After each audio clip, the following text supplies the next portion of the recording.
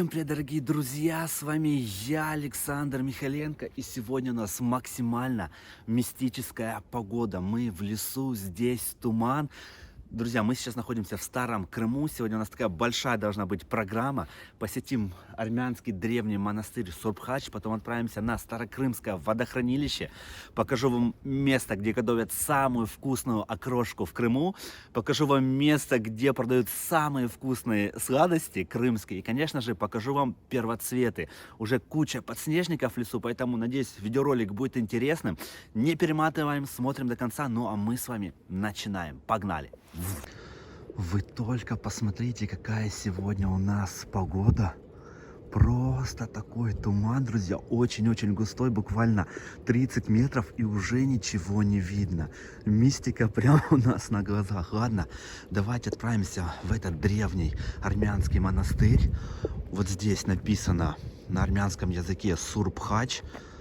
Переводится как «Святой Крест». Ну и, собственно говоря, сам монастырь имеет такое название. Друзья, здесь просто фантастическая энергетика. Это, наверное, одно из самых сильных мест в Крыму, в которых я был. Поэтому обязательно сюда приедьте. Смотрите, в любую погоду здесь очень и очень круто. Когда летом приезжаете, здесь такое спокойствие, умиротворение. Но я не знаю, это невозможно передать словами. Нужно вот просто самим здесь побывать, чтобы все это почувствовать. Ну, а в такую погодку у нас в туманную просто, я не знаю, как вам все это действительно передать. Прям как будто мы в каком-то фильме с вами сейчас. Вот, смотрите, вот так выглядит сам монастырь. Сейчас пройдем на его территорию, попробую там для вас сделать подсъем. Это памятник архитектуры, чтобы вы понимали. Находится он в горах, в лесу, но сюда есть автомобильная дорога хорошая, можно свободно доехать. Так, 1338 год, чтобы вы понимали. Только посмотрите, стоит такая огромная сосна, ветер проходит сквозь ее крону, создается невероятный звук. Но, друзья, холод, я вам скажу, холоднее, чем зимой сейчас. Потому что дует ветер, мы находимся в тумане. Давайте немножко информации. Древний монастырь Сурбхач, Святой Крест, расположен на склоне горы Святого Креста. Святая монастырская, еще другое название ее, это архитектурный комплекс зданий, построенных в разное время. Монастырь в течение многих столетий был центром духовного движения верующих, святыней, местом паломничества. Армянские колонии не имели территориальных границ, административной связи с метрополией. В общем, друзья, читайте информацию. Вот он внутри. Внутри не знаю, будем снимать или нет, но фоточка изнутри у него есть. Вот только посмотрите, как здесь загадочно ходить по его территории. В общем, друзья, вот такой сюда вход, единственный вход. Здесь написано Сурбхач на армянском и на русском. И вот такой крест нарисован. Ну, друзья, здесь прям ощущается дух истории. Я не знаю, как вам все это объяснить. Вам нужно самим здесь побывать и все это почувствовать. В общем, мы как будто в средневековье какое-то попали, я вам скажу. Здесь есть вот такие повязки. Это женщины их надевают, если они в юбках пришли. Вот такую повязку можно здесь взять, бесплатно надеть и зайти на территорию монастыря. Посмотрите, здесь еще лежит снег. Хотя снега уже нигде нету. Вот. Смотрите, вход в монастырь. Там висит колокол. Конечно, туман добавляет нам загадочности. Давайте зайдем сюда, посмотрим, что у нас здесь. Ну, здесь, конечно, так темно. Ребятки, мы с вами сейчас здесь просто одни. Это как музей, поэтому свободно можно прийти и посмотреть. Это, кстати, бесплатно для посещения, все, чтобы вы понимали. Вот мне нравится, что этот монастырь основан не на деньгах, как другие. Здесь можно все бесплатно пройти и посмотреть. Но там есть сувенирная лавка, где вы можете приобрести себе что-то, да. Но в основном здесь все вот такое бесплатное. Конечно, это круто. Я рад, что в Крыму сохранились вот такие места. Обязательно его посетите, вы просто не пожалеете. Вот вид на Сурбхач, так скажем, с высоты. Он здесь в миниатюре. Мы с вами находимся сейчас вот в этом здании. Вот это здание с колокольной. Вход в основной монастырь. Вот так, друзья. Здесь много разных древностей, которые были найдены на территории монастыря. Осколочки, видите, посуды, орудий труда. В общем, здесь много всего интересного можно посмотреть. Но сейчас, к сожалению, у нас, видите, погодка такая пасмурная, все темно. Особо ничего не разглядим. Вот тут древние кувшины есть. Ну ладно, пойдемте в другую комнату, здесь слишком темно. Также здесь есть подземный ход. Вот он, собственно говоря. Видите? Я там был. У меня есть самый первый видеоролик с Обхача, когда я только начинал заниматься блогерством. Я посещал этот подземный ход. Он недалеко, друзья, не ведет. Типа погреба сделан. Здесь у них была столовая. Посмотрите. Друзья, посмотрите просто на эту архитектуру. Это невероятно. Блин, мы с вами здесь одни. У меня аж дух захватывает. Сейчас максимально круто здесь бродить в такую погодку. Я не знаю, как вам это все описать, но посетите место. Действительно очень сильное. Прям чувствуется вот эту силу. Вот такая у них была печь. Как видим, она была действующая. Видите, здесь еще осталось после горения дров сажа такая. Тоже, как они все это вылаживали, эти из блоков. В общем, интересно. Ладно, давайте пройдемте в сам монастырь. Еще такой ракурс вам покажу этой столовой. Вот, друзья, прям чувствуется здесь история. Конечно, круто. Ладно, давайте пойдемте дальше. Так, где нам пройти? Сейчас покажу вам место, где жили монахи. У них тут были свои кельи прямо на территории монастыря. Покажу вам келью главного монаха.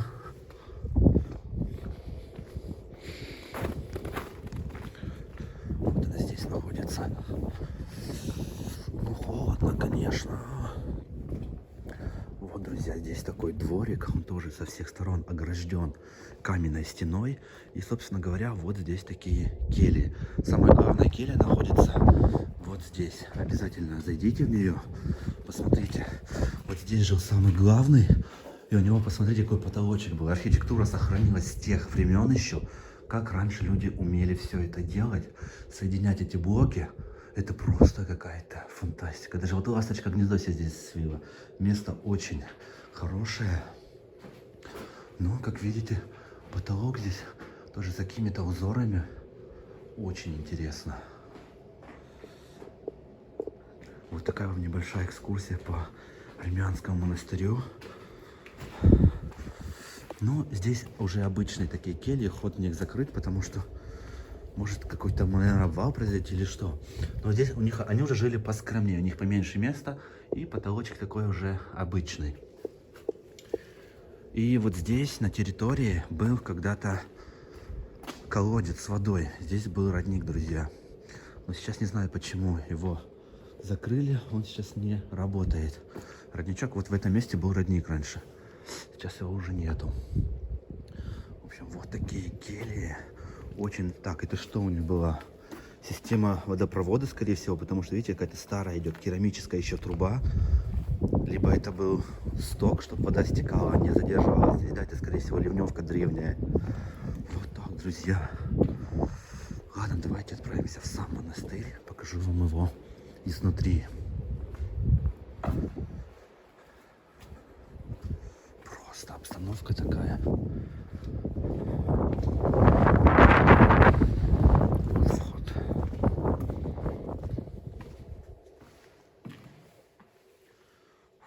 Друзья, такая атмосфера. Я вам просто не могу это описать. Действительно, место силы невероятное. Посетите его в Крыму, если будете. Это обязательно к посещению. Вот здесь, кстати, захоронен самый главный. Его расстреляли, если не ошибаюсь, монах. И вот здесь находятся его останки. Поэтому самое главное место в монастыре — это вот эти плиты. Станьте на них, подумайте о чем-нибудь о своем, загадайте себе там на здоровье, либо чего-то, и все обязательно сбудется. Здесь еще есть вот такая ямка. Сюда насыпают песок. Возьмите себе жменьку песка отсюда. Она тоже обладает какой-то энергетикой. Ну, здесь, видите, свечи. Можно кинуть денежку, сколько тебе нужно, и взял себе свечи. Пошел. Дальше можно поставить свечу. Так, давайте пройдем сюда.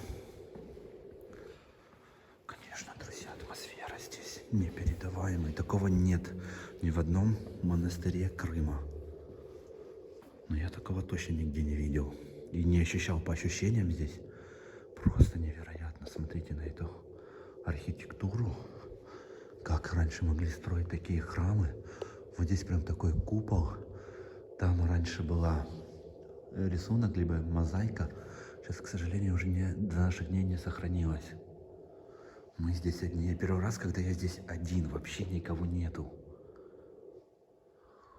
Просто дух истории. Чувствуешь здесь реально дух истории. И самое главное, еще здесь есть вот такая икона. Иисус на ней изображен. И икона, которая открывает глаза.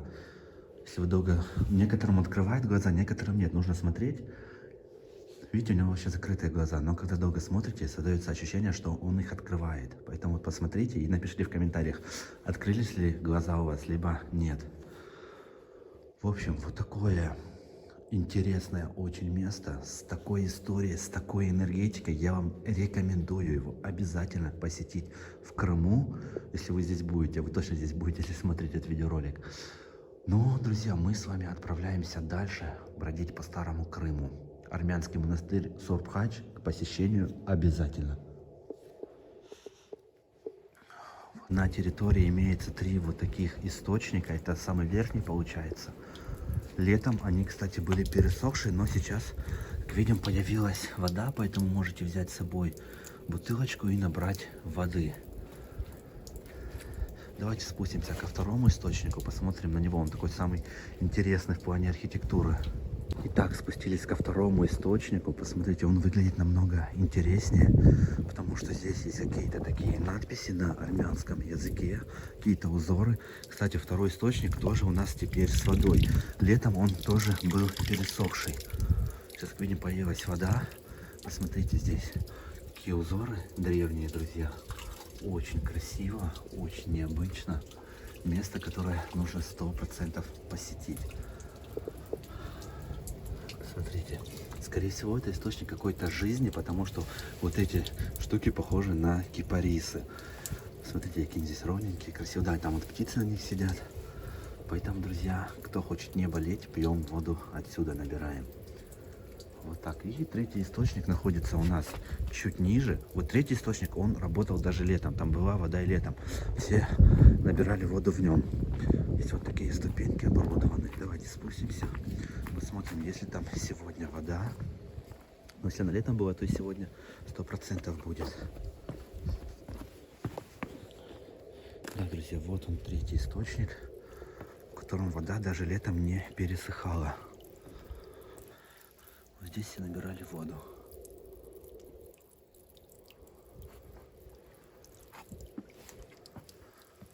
Друзья, здесь же в Старом Крыму есть магазин с крымскими сладостями. Называется он Лукумыч.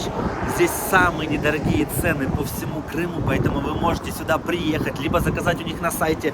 Ссылочку я оставлю в описании. Заходите, заказывайте. Они отправляют по всей России. И для моих подписчиков будет небольшая скидка. Поэтому, друзья, залетаем, покупаем, не жалеем. Сам магазин расположен прямо на центральной трассе возле автостанции. Вот, друзья, автостанция прям рядом. И здесь магазин Лукумыч. Запомните название, потому что здесь для моих зрителей будет скидка. И цены, я вам скажу, Старый Крым это не курортный город, поэтому цены здесь на порядок ниже, чем в Судаке.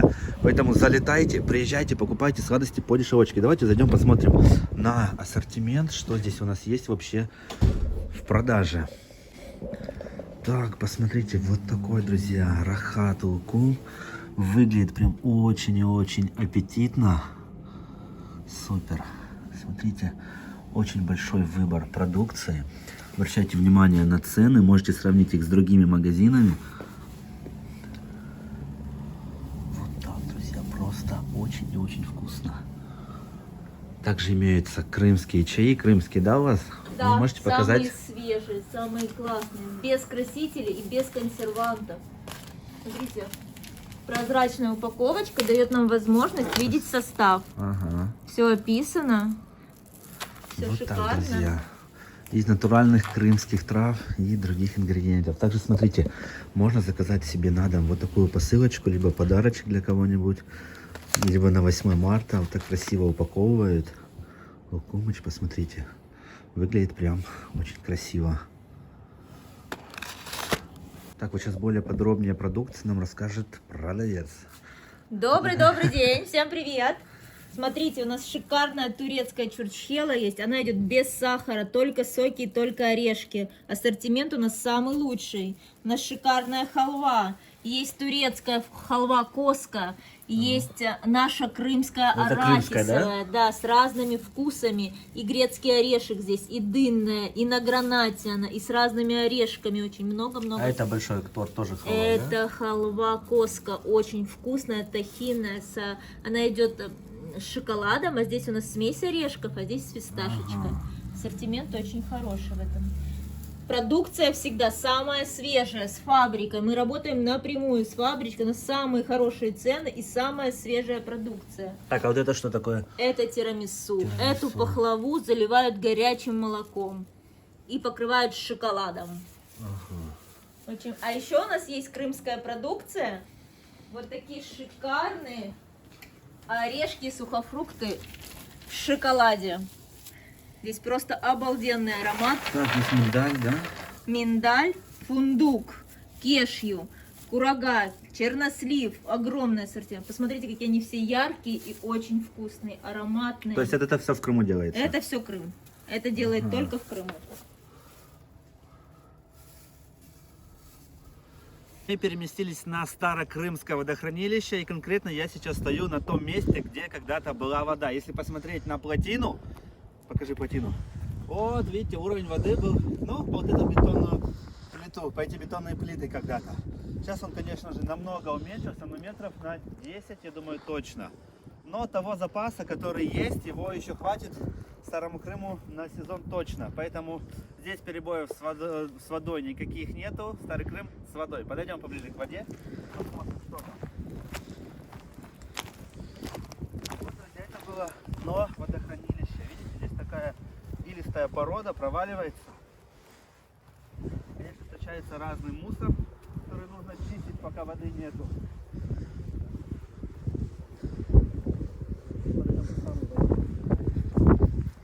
Сегодня погодка, конечно, у нас холоднее, чем зимой, когда я ходил в горы. Туман, сырость, жесть полная. Ну вот, друзья, вот вода. Мы уже идем реально по дну. Здесь даже видно трещины на земле.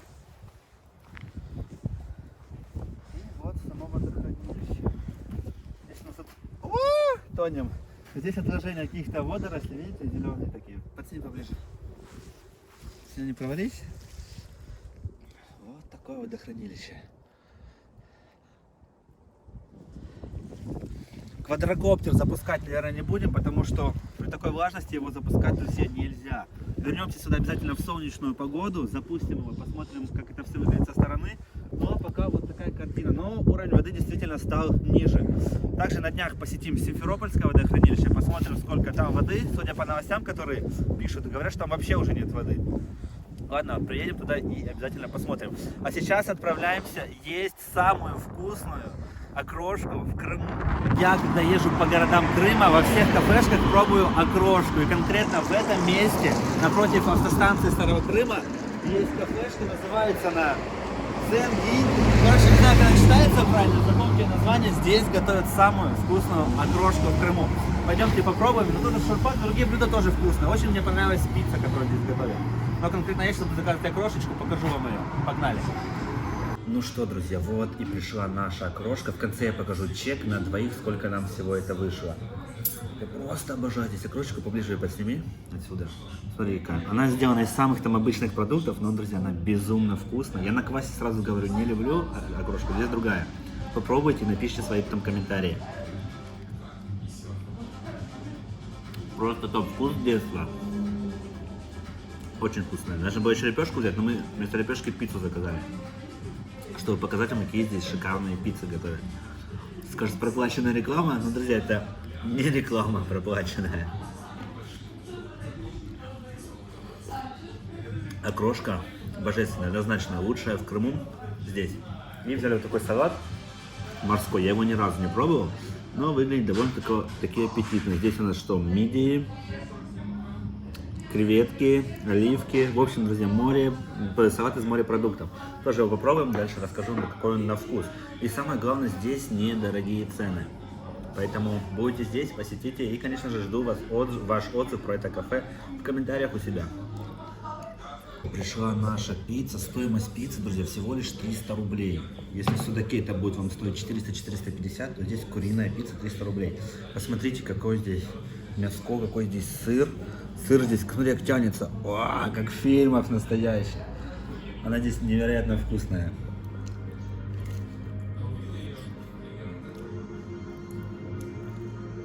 Из сыря. Смотрите. Сейчас у всех проснется аппетит, но действительно очень и очень вкусно. Здесь именно натуральный сыр, друзья, из этого складывается такое вкусовое ощущение.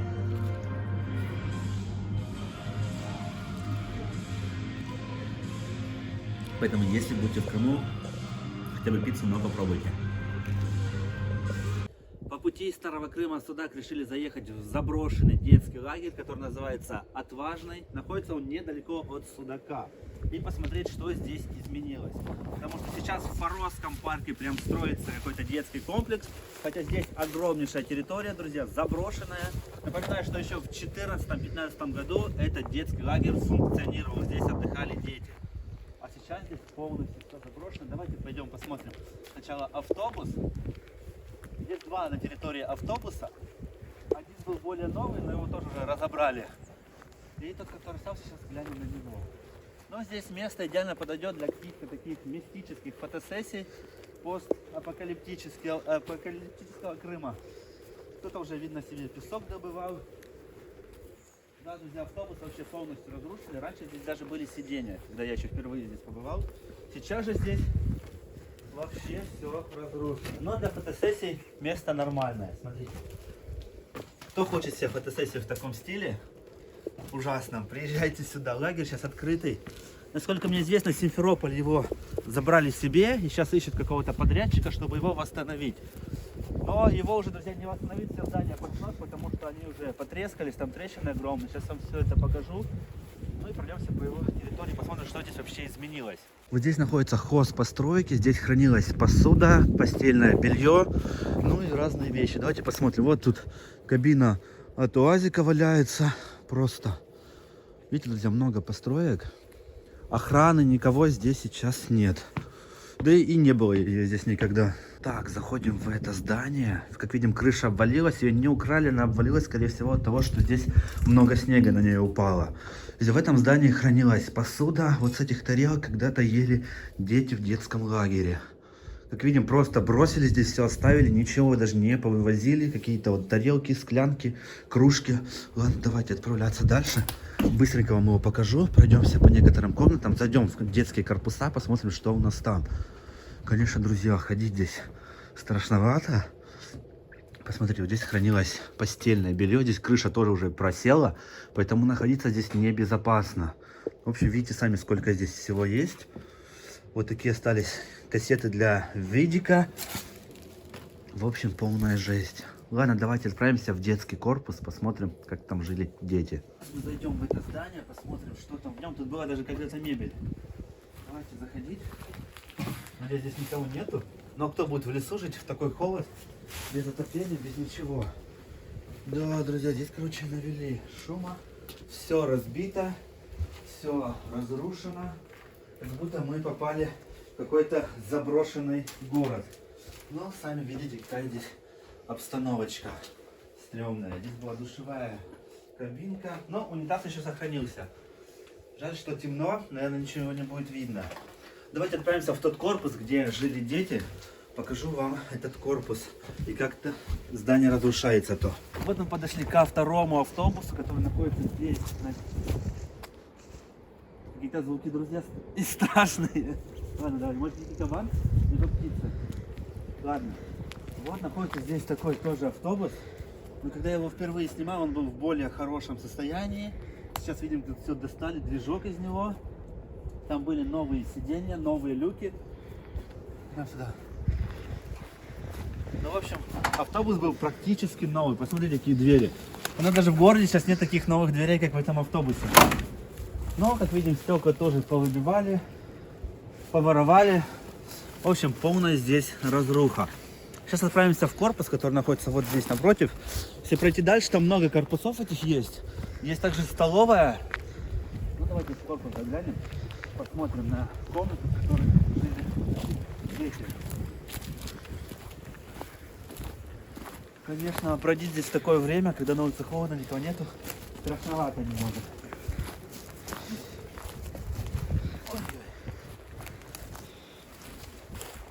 Вентиляционные люки. Ну что, заходим.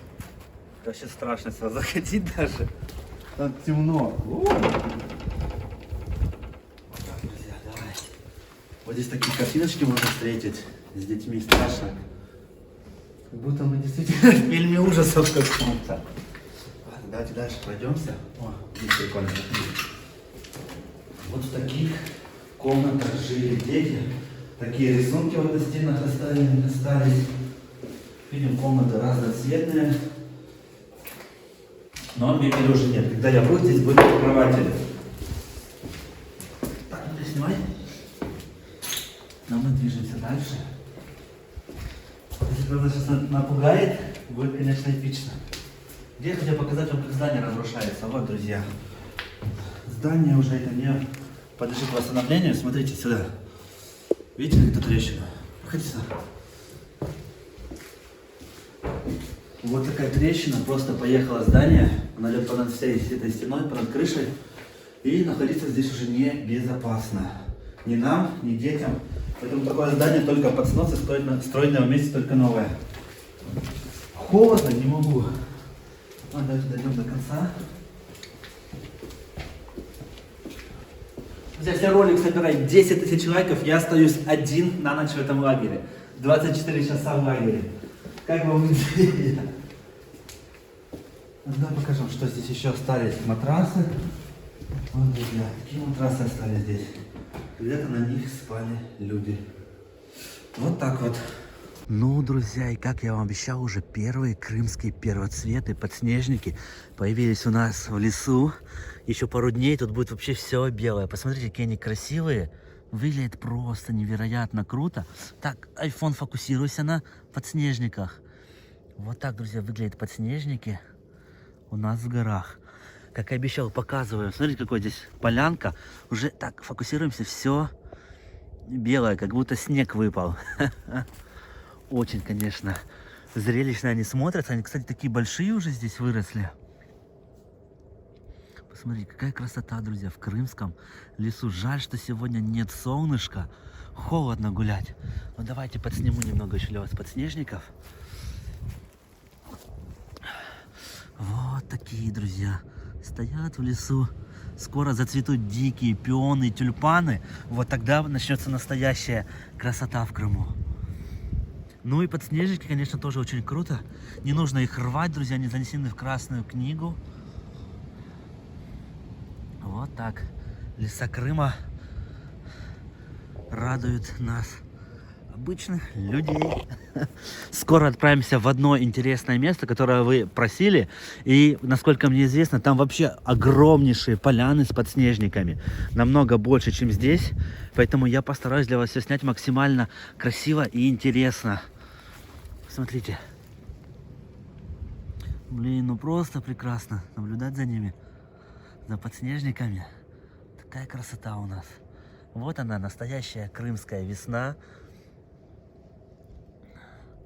Вот такая, друзья. Согласитесь, круто. И вот, смотрите, их сколько тут. Ну, здесь тоже их немало. Нашли такую полянку, это прямо возле лагеря.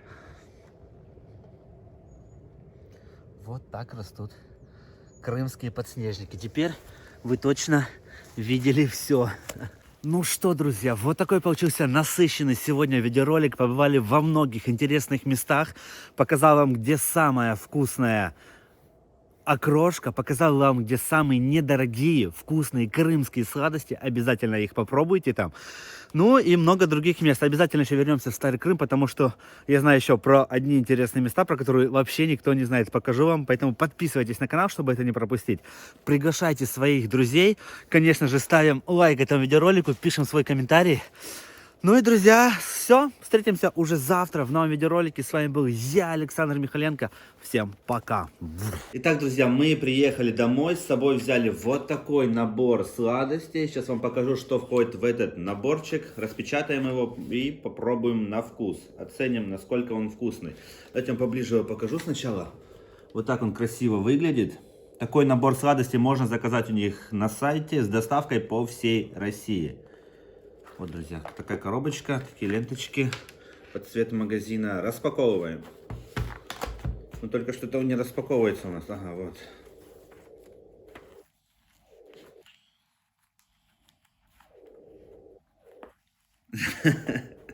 Долго распаковываем. Так, первая лента есть. Блин, мне вторую, я не хочу сохранить эти ленты, мне придется их разрезать, наверное, ножом. Мне легче разрезать ножом эти ленты, чем развязывать, друзья. Режем. Ну, бокс. Так, ленты мы разрезали, а дальше что? Ага, дальше они просто вот так открываются. Воу. Друзья, просто посмотрите на эту красоту. Как оно все выглядит, какой аромат уже здесь появился. Ой, уже на сладости падает. Просто нереально. Давайте уже скорее пробовать. Насколько это вкусно. Я еще вот такие штуки брал. Как вам их показать здесь в этой чашечке? Это миндаль в какой-то глазури. Каждая штучка по цвету она разная на вкус. Мне очень понравились красные.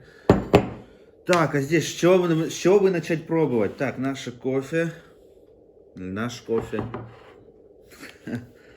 Так, давайте вот такую шоколадную возьмем. Я даже не знаю, как это называется. Вот такая аппетитная штучка. Друзья, очень и очень вкусная. Посмотрите-ка внутри.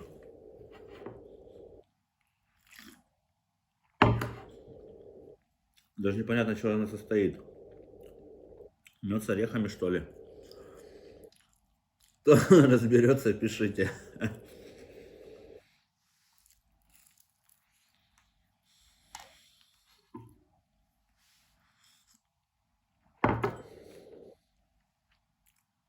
Ну что могу друзья сказать? Сладости действительно очень вкусные. И коробочка тяжеленькая, килограмма, наверное, 2 тут весит. Такие сладости вы можете заказать по ссылочке в закрепленном комментарии. Залетайте, открывайте, в любую точку России работает доставка. Если приедете, можете сравнить в других магазинах и в этом, в Старом Крыму, магазин Лукумыч.